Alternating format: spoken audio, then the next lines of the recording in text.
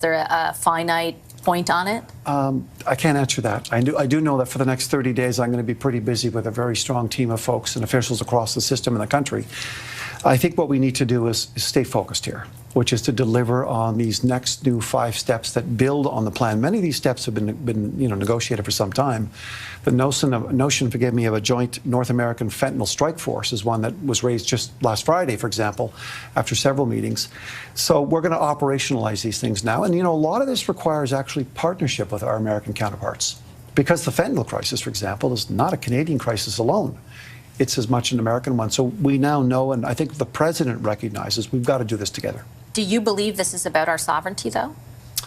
I believe this is about being nimble and being smart and remaining focused on Canada's future. I'm often reminded of something my mother used to say, Vashi, which is, you can't be angry and smart at the same time.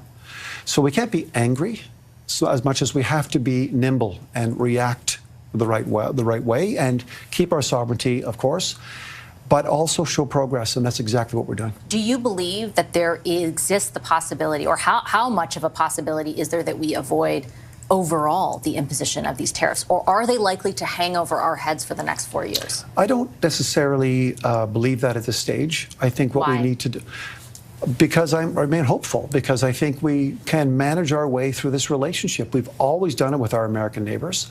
It's been going on for 150 years. We need to keep that border the longest undefended border in the world for a reason. 400,000 people a day go back and forth, billions of dollars of trade.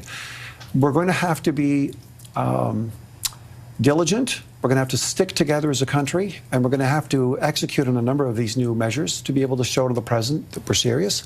And we're going to be cooperating with so many of our American counterparts. So I think this is something that we can overcome. I guess I wonder if Canadians, though, might be listening, and final question, because I know you do have to go, and feeling like that's a lot of optimism for the roller coaster ride we were just on for the last 48 hours. And though you present a series of facts and realities, those were all presented to the president prior to him signing that executive order on Saturday, and he simply didn't care.